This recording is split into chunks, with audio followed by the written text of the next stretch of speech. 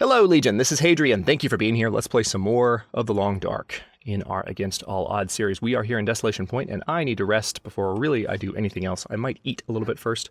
We've got a lot of ruined food items, unfortunately. However, we did find some banged up pork and beans that are none too worse for wear. So let's go ahead and eat those, because that's 600 calories that can keep us going. These ruined food items, I did discover in the last episode that it does work. For those of you who don't mind doing this, it does work to put these in your radial menu to eat them. But normally you're not able to eat food items. See? So who knows? Maybe it's because I have level 5 cooking. Maybe it's supposed to be that way. And the radio menu actually makes it work correctly. But until there's some consistency between the radio menu and the interface, I am going to hold off on eating items that are ruined, just because it feels wrong to me. So let's go ahead and step into our bedroll, and we're going to sleep for a solid.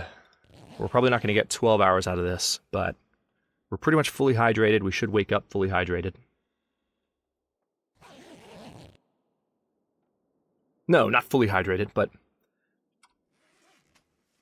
not injured too much from our thirst. It did hurt us a little bit, but that's fine. We need to get rid of some of this weight we're carrying. Okay, and now here's some sardines. Oh god, sardines. Avoid the sardines, Hadrian. Never eat them.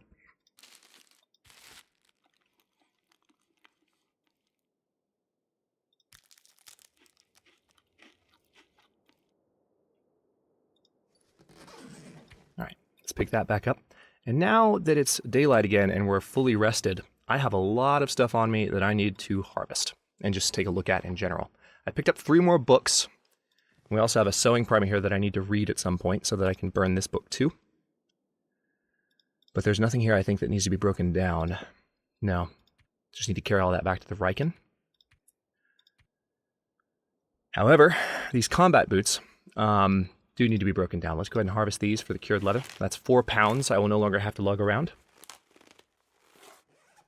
And then ragged insulated boots.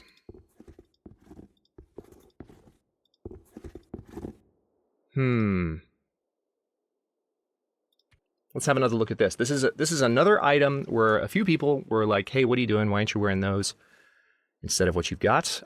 So let me repair these up, and we'll compare these two. I did it earlier in the series, but there's no reason not to return to the subject. And well, 97 is good enough for me. Let's take a look at how they compare. So yeah, see, this is the thing. This is the thing for me. Look at the difference in how much less sprinting I can do when I'm wearing the insulated boots. And yes, it does affect overall movement speed too. So it just, I would rather have the deerskin boots because they are more, they also are a little bit more protective in a fight. They are, genuinely. Despite the fact that these are like, yeah. So I'm going to go ahead and harvest these. I know I just poured some materials into repairing them, but that's fine. I needed to get rid of materials anyway. Alright, I've got a ragged wool windbreaker. I don't think... Yeah, I've got frickin' expedition parkas now. I don't need windbreakers. I've got the windbreakers to end all windbreakers. And... well, yeah, I'm carrying this. I don't need that.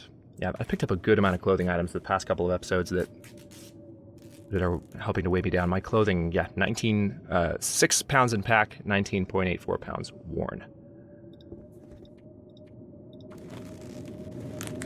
Alright, so we're going to need to drink some water again. Let's actually drink these sodas first. All 3 of them. Because they're a pound each. Or a half a pound each. So, pound and a half. A little bit more than a pound and a half because it's 0.55.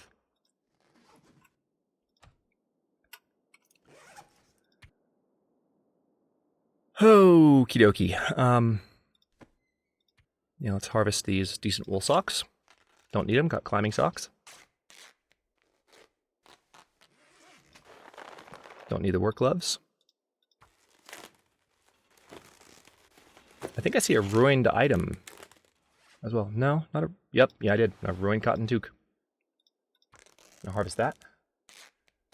And we have another cotton toque we can harvest as well. We just got a lot of stuff we're carrying. We're keeping some items on us. I even have some extra climbing socks. I might keep these. Let's repair them.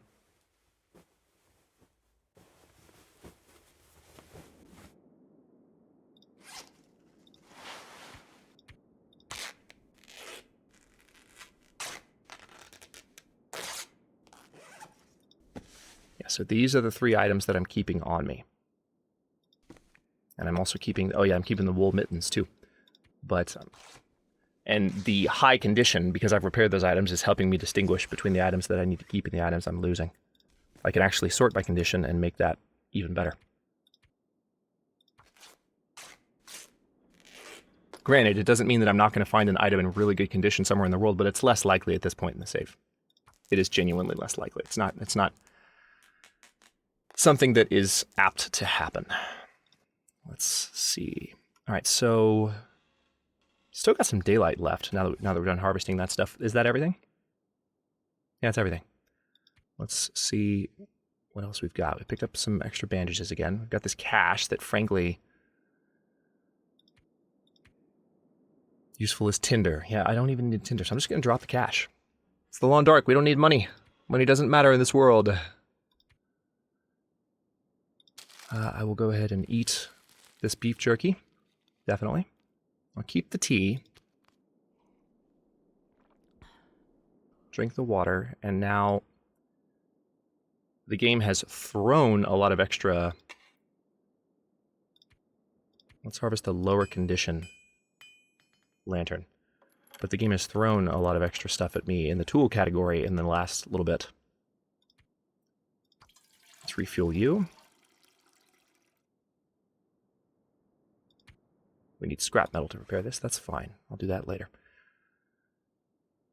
Yeah, I've got just a lot of stuff, and I've got extra flares. It's just insane. And still got a lot of cloth, too. So I'm still weighed down with all the stuff I'm carrying. And we do have scrap metal, but I think because I don't have my tools with me, I can't repair. Yeah, it requires quality tools. Not just any tools, quality tools. So I can't repair my metal items until I have those on me. I think that's all I can drop, really. I've got some stuff to get rid of at the Riken that'll help me lose weight. But I think, I might be, speaking of the Riken, if the weather's decent outside, I'm going to go ahead and pick up that other heavy hammer and hacksaw that I found up here. If the weather's decent, I'm going to go ahead and head towards the Riken. Because the back door here will give us a pretty straight shot. If you didn't know that. Well, it's pretty obvious. That's the food that I dropped. It's all ruined. I could eat it if I put it on my radio menu, but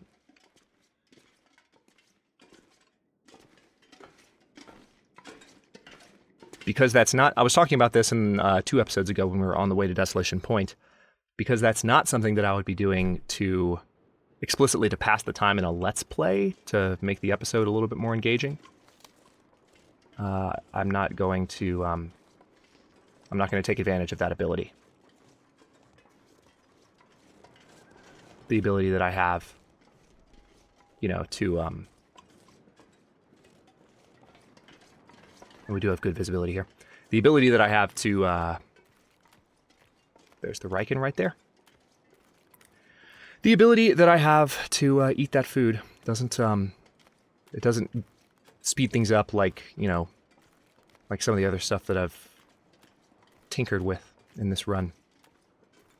Yes, I'm self-conscious, like, typically in playing Long Dark, I've been quite a purist, and at some points in this series recently, I have I've just used some of the mechanics kind of in my favor, but specifically in order to move an episode along. So, just trying to explain to folks my gameplay style because I've got a lot of new viewers coming in from Survival School 2017.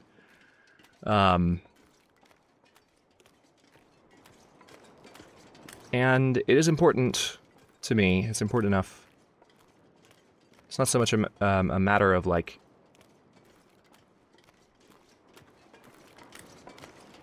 even reputation or caring what people think or any of that. It's just a matter of knowing what my content is going to be like so people can make the most accurate and honest judgment about whether or not I am the kind of YouTuber they want to watch. And I am not someone who, in the games that I play, even off of YouTube, uses a lot of workarounds. As I've said about the Long Dark many, many times, I prefer to play the game and not the system. And that is, while I will make exceptions from time to time, both on and offline, that is my MO. That's the way I typically go. Okay, so we're back in the Riken. We've got a lot of stuff to put down. And it's going to be time soon to start. One thing I might do before I actually completely settle down is I might go out and kill that deer. Get some deer meat and cook it. Yeah, it's reclaimed wood, just poking through the wall. We still haven't fully explored the rest of the Riken either. Okay, so this is where our extra tinder is going to go. Let's drop all this.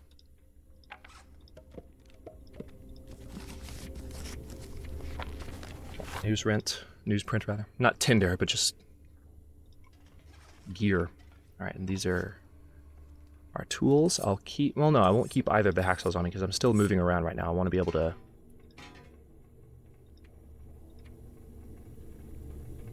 get where I need to go.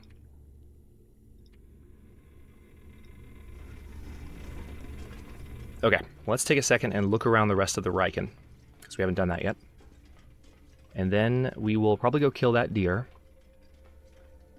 Get its meat so that I can have food. Another skill book. It's a fishing skill book. My fishing skill might level up from all the fishing skill books I have to read. Honestly, I've found a bunch of them. And I haven't read all of them yet.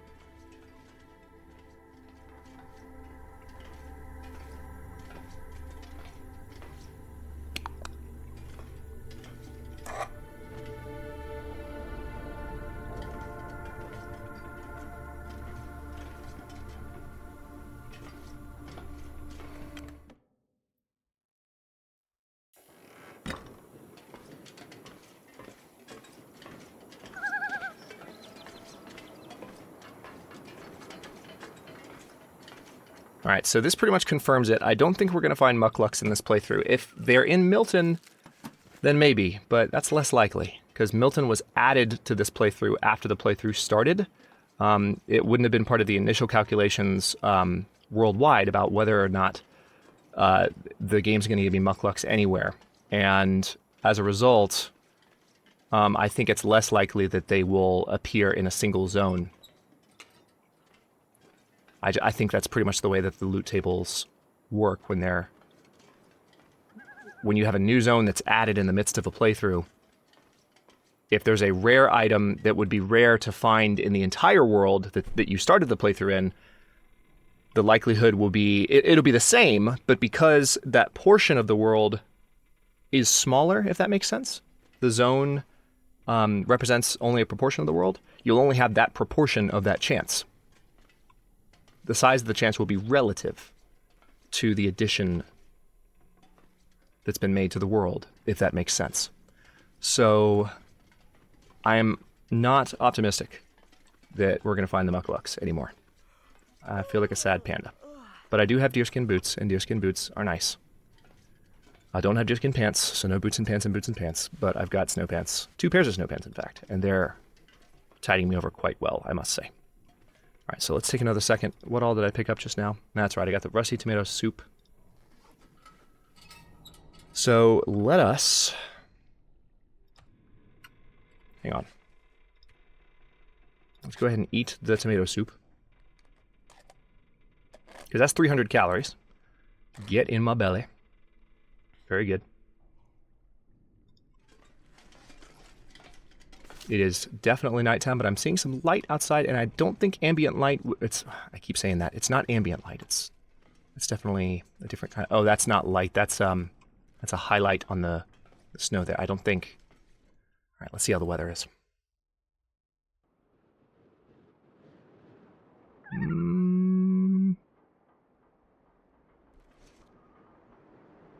We could get some hunting done in this. Hang on. All I need to do is... It's very dark. All I need to do is see a single silhouette. And we could pull it off. Hey, Loon, how's it going?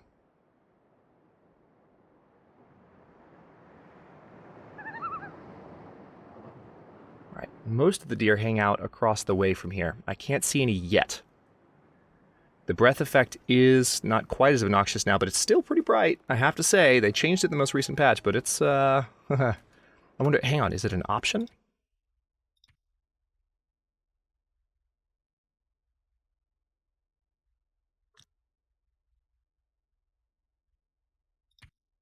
No, it wouldn't be under quality. Oh, what's this? Really? Oh, no, that's footprints. I was seeing the... I was seeing the shadow draw distance slider, and I thought it was 4 footprints. My eyes tricked me. So I was like, why is there a slider there? That's interesting. Because that's something that I would probably have all the way up. And yes, I have shadow quality on low, because shadows are one of those things that tend to really slow down visual performance. Plus, you can't really tell. I mean, you can, but it's not something you actively notice as much, because there's shadows, you know? It's a detail. Yeah, it is dark. If I see a deer in this, I'm going to be lucky. But what I'm kind of looking for... wait.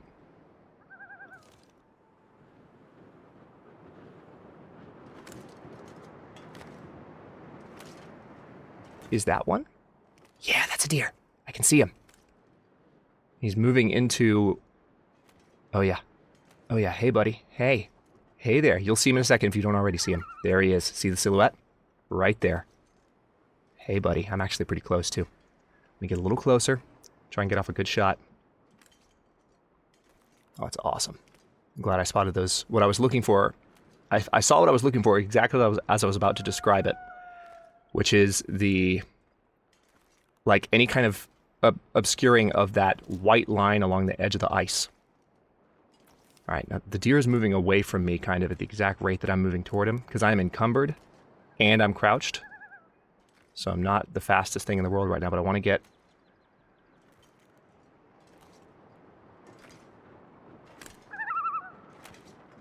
decently close to this fella. For a second I felt like I wasn't moving there, that was weird. Man, this deer is doing a good job of staying ahead of me. Stop moving for a second, dude. I underestimated how slow I am when I'm crouched and encumbered. I could take a shot now, but the likelihood of getting it is low. Yeah, see? I hit him! I hit the deer, so the deer's gonna die. You can tell, because my shooting skill went up. But, well, damn. Let's see if he runs back. I can see him in the distance right now, just barely. If he turns around and comes running back, I might be able to take a second shot at him. I definitely did that earlier in the series, I think. It was in Mystery Lake, had a deer running towards me right at the beginning of an episode. There's another deer right over there, too, so if the deer doesn't come running back, it'll be okay. Now, the only thing that'll suck is if the deer runs towards a wolf and then gets killed.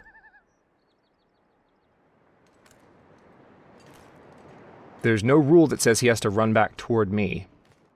So... at least I got the shot. It's not a complete waste, right? My firearm skill went up as a result of that.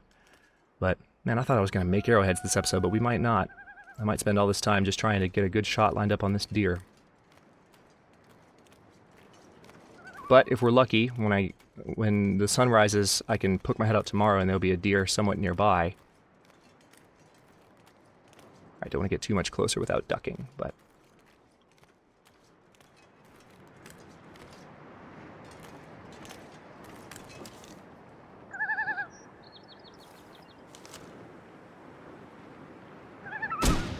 got him. Alright. Alright, so we've got our meat. This is unfortunately, because it's a good ways away from the Riken, this is gonna be hard to carry. I don't think I'm gonna get the hide. Hey, buddy. Alright, so 19 pounds of meat. Gimme, gimme, gimme.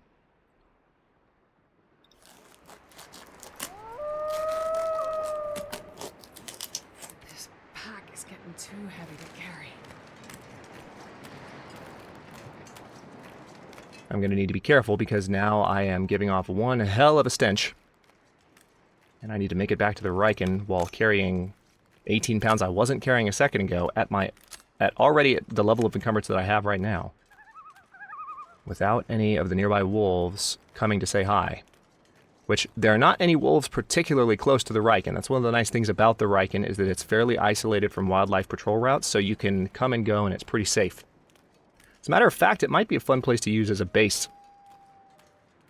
But the thing is, this is Desolation Point. I mean, hunting... I mean, the zone itself, it's not a bad zone. I don't dislike it. It's just, there's not a lot going on here. It's not as appealing to me as a base location, and it's also at the end of the road, so to speak. It's kind of a dead-end zone. So it's good to have a base in a centralized location, right? So you can branch out and go to a bunch of different locations, like Desolation Point, anytime you want to or need to. But being based here would mean really having to cross the entire world to get places. Really better places to use as bases are the Highway, Mystery Lake, and even Forlorn Muskeg. Honestly, if you want to get creative, you can use Forlorn Muskeg as a base, because now you can get to Broken Railroad via there, and other places. All right, so now we've got some meat, and we can use the food that we've picked up to light. We're gonna have a nice long fire. There's simple tools. We can maybe use those to repair some items I have, but what am I? Okay, I got stacked up against the shelf there. Okay. So it's just the deer meat, really, that I need to cook. Let me go ahead and pick up... I know this is a little bit overkill. I just don't want to have to think about it. I have to go back and forth. While I'm not going to be moving around a lot, I would rather just have everything on me. So I'm gonna have to leave some of this gear behind. Yeah, I think that's maximum encumbrance right there. Fairly sure. Yeah, it is. Maximum encumbrance, so we're going to have to eat some. Or drink some. I could drink some. I don't think it's going to lower my...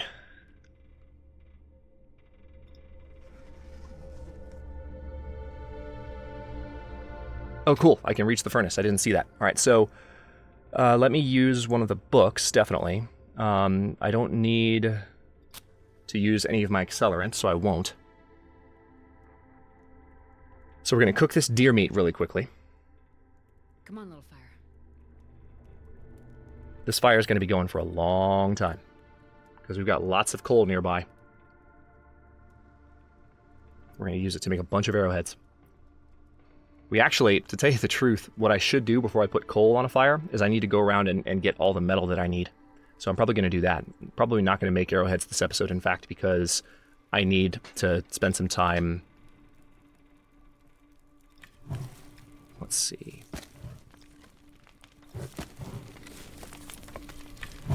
Okay, that should be enough to cook all the venison I have. I need to spend some time... what are the words that I'm thinking of? What do I need to do? What do I need to spend time doing? You know, getting ready to really do this process. Because you don't want to have to waste any time... I've done this before. I think in this series, in fact, when I made arrowheads much earlier at the Forlorn Muskeg, I think I made a few, but not many. I think I did. Maybe I didn't. But definitely at a recent moment in a series on YouTube where I have made arrowheads, I remember when I lit the actual fire I was going to use to make the arrowheads, I wasn't completely ready. And I kind of paid the price. So I want to do this differently this time.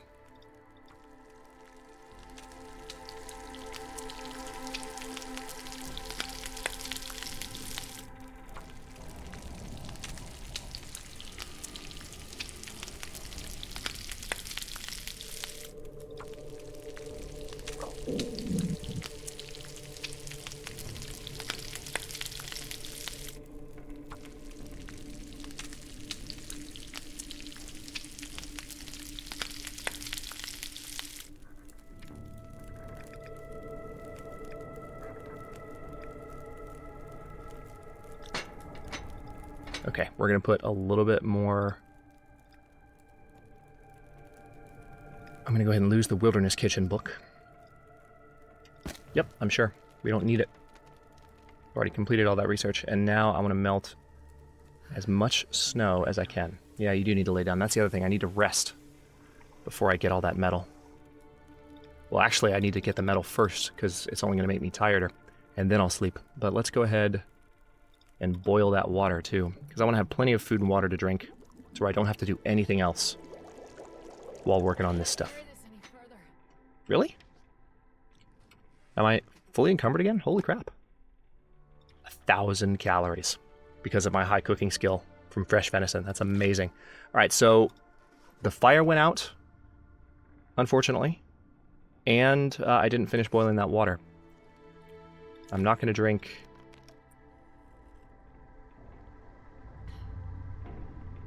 Yeah, I wasn't expecting that. Okay, I need to put some stuff down, I guess. I still am holding a good amount of wood, which I can drop. I don't need to hold all this wood on me at once, so let's go ahead and drop 10 of them. I'll be fine. I can also drop the newsprint. Not that it's adding that much to my burden, but I can drop it. And now I can move again, but let's light another fire first and foremost. Yeah, we use the book. Start the fire. There's going to be a ton of charcoal in this furnace when I'm done. But yeah, I'm going to boil that water, and then before I'm fully exhausted, I might actually have to rest regardless. It's going to take a second to really be ready to do this, but I want to be efficient and use the coal that I have to maximum effect. So the purpose of having coal is that a single piece of coal will heat a fire tremendously, and you need a very, very, very hot fire to forge the items you can forge here. All right, so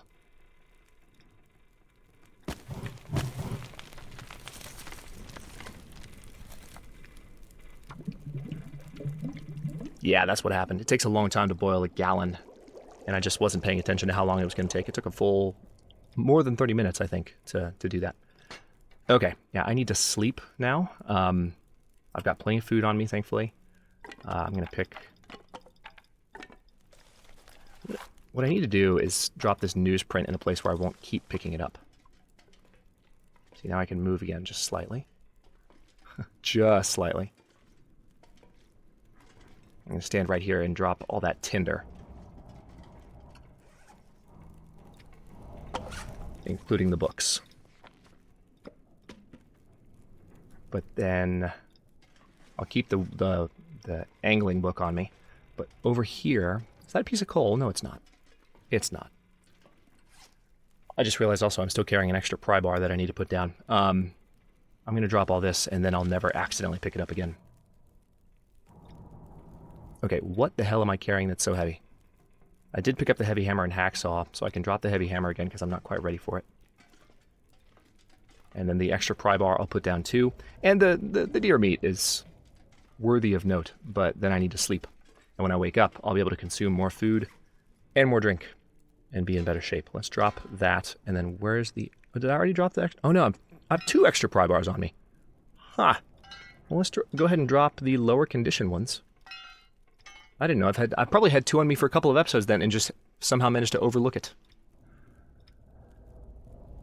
Interesting. All right, so yeah, clothing-wise I'm fine. It's time to sleep.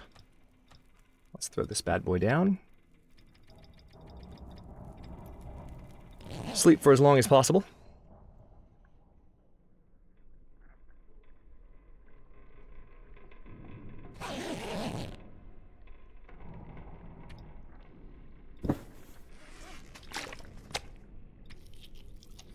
Eat another 2 pounds of meat, definitely, and certainly drink some more water.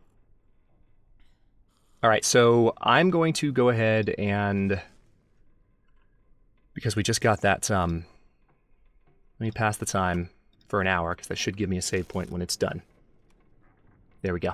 I'm going to go ahead and stop this episode here. In the next one, I am going to, like I said, spend some time, now that I'm fully rested, breaking down some of the metal things in this area with a hacksaw so that I have the metal that I need, I've got the coal that I need, I've got the wool that I need, and then I'll just make sure that I'm fed, fully hydrated, rested enough to spend the next episode really getting a lot of arrowheads for my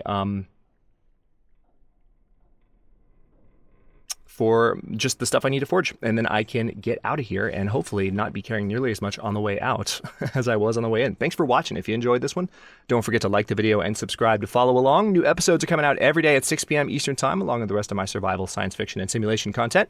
Comments are always welcome. Let me know what you think, and I will see you next time.